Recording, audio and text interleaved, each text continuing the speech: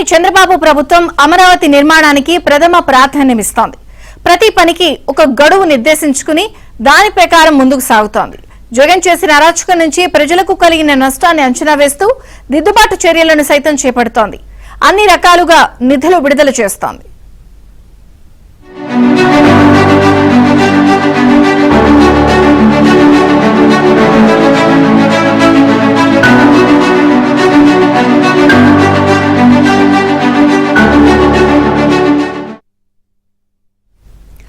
అమరావతి పనులు ఇకపై jet speed అందుకోనున్నాయి. పనులు ప్రారంభించాలి అంటూ జీవో కూడా రిలీజ్ చేశారు. సిఆర్డీఏ ఆమోదం, ప్రభుత్వం గ్రీన్ సిగ్నల్ ఇవ్వడంతో అమరావతికి ఇక ఎదురే లేకుండా పోయింది. ప్రపంచ బ్యాంకుతో పాటు ఏషియన్ డెవలప్మెంట్ బ్యాంక్ ఇచ్చే నిధులతో సుమారు 11,467 కోట్ల రూపాయల పనులకు శ్రీకారం చుట్టనున్నారు.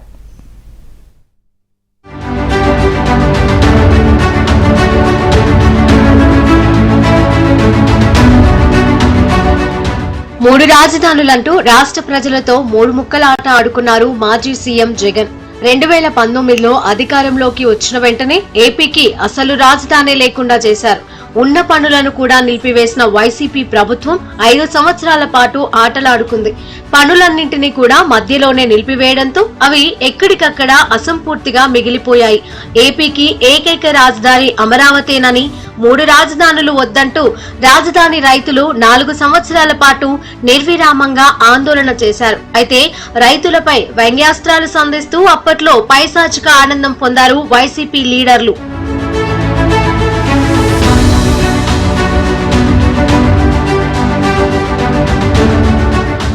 కూటమి ప్రభుత్వం అధికారంలోకి వచ్చిన వెంటనే రాజధానిలో 2019లో నిలిపివేసిన అసంపూర్తి భవనాల పటిష్టతపై ఐఐటి నిపుణులతో పరిశీలన చేయించింది.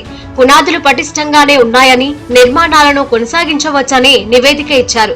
ఈలోపు కేంద్ర ప్రభుత్వం 2024 బడ్జెట్లో ఏపీ రాజధాని అమరావతికి ప్రపంచ బ్యాంక్, ఏషియన్ డెవలప్మెంట్ బ్యాంక్ నుంచి 15,000 కోట్ల రూపాయలు రుణం ఇప్పిస్తున్నట్లు ప్రకటించారు. వెంటనే ఫాస్ట్ ట్రాక్ లో ఈ రుణం కూడా మంజూరైంది. ఈ నిధులతో చేపట్టాల్సిన పనులపై సిఆర్డీఏలోని ఆయా శాఖల ఇంజనీర్లు నివేదికలు ఇచ్చారు. వీటిని సిఆర్డీఏ అథారిటీ సమావేశంలో ఆమోదించారు. ఆ వెనువెంటనే కేబినెట్ లో కూడా ఆమోదం లభించింది. దీంతో రాష్ట్ర ప్రభుత్వం అమరావతిలో మొత్తం 20 పనులకు 11,467 కోట్ల రూపాయల నిధులను మంజూరు చేస్తూ పురపాలక శాఖ జీవో నంబర్ 968ని విడుదల చేసింది.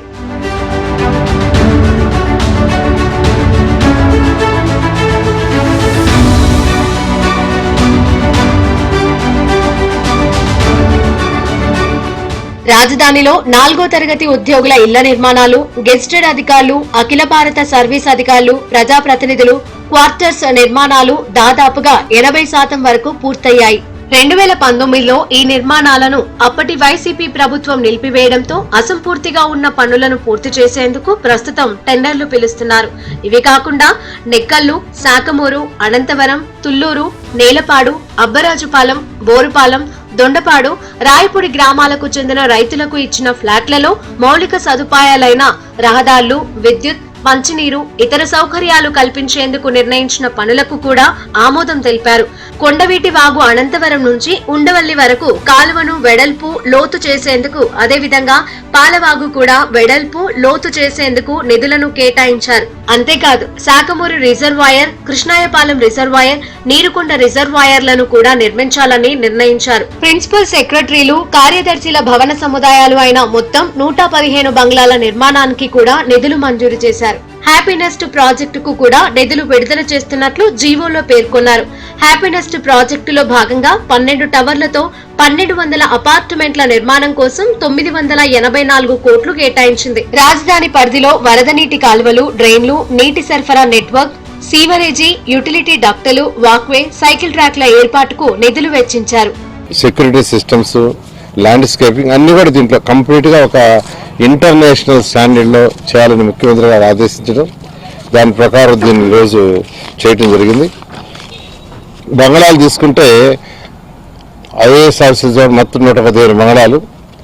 ఈ 115 బంగళాలు దానికి కావాల్సిన ఇన్ఫ్రాస్ట్రక్చర్ కంప్లీట్ చేయడానికి 516 కోట్ల రూపాయలు అవుతుంది. మెకానిక్ టవర్స్ 5 ఉన్నాయి అడ్మినిస్ట్రేటివ్. అదేవిధంగా అసెంబ్లీ అండ్ హైకోర్టు వీటికి కూడా యాక్చువల్గా టెండర్లు అయినా డిజైన్ చేసే వాళ్ళు కూడా బహుశా ఈ యొక్క డిసెంబర్ 15 లోపల వాటి యొక్క డిజైన్స్ని సంబంధించిన ఎస్టిమేషన్స్ ఇస్తామన్నారు. అది కూడా వెళ్ళగానే వాటిలో కూడా అథారిటీ మీటింగ్లో ఈ నెలాఖరు లోపల అంటే డిసెంబర్ నెలాఖరు లోపల పెట్టి వాటిని కూడా అప్రూవ్ చేసి టెండర్ పిలవటం జరుగుతుంది. ఈ పనులన్నింటికి టెండర్లు పిలవడంతో పాటు 2 సంవత్సరాల లోపు కొన్ని, ఏడాది లోపు మరికొన్ని, 3 సంవత్సరాల లోపు ఇంకొన్ని పనులు పూర్తి చేయాలని కాల వ్యవధిగా నిర్ణయించారు. నిర్ణీత వ్యవధిలోగా పూర్తి చేయకపోతే కాంట్రాక్టు సంస్థలకు జరిమానా విధించే విధంగా కూడా షరతు పెట్టారు. టెండర్ల ప్రక్రియను పారదర్శకంగా నిర్వహించేందుకు అవసరమైన మార్గదర్శక సూత్రాలను కూడా ప్రభుత్వం నిర్ణయించింది. రాజధాని పనులు నిర్ణీత కాల వ్యవధిలో అయ్యే విధంగా చూడాలని ప్రభుత్వం సిఆర్డీఏను ఆదేశించింది. మరికొన్ని పనులను అమరావతి డెవలప్మెంట్ కార్పొరేషన్ చేపట్టనుంది.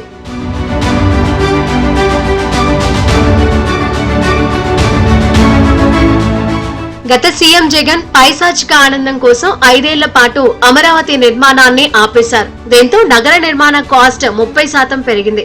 వైసీపీ హయాంలో అమరావతి నిర్మాణానికి ఒక్క ఇటుకను పేర్చకపోగా అంతకు ముందు చంద్రబాబు హయాంలో వేసిన రోడ్లు తవ్వేశారు.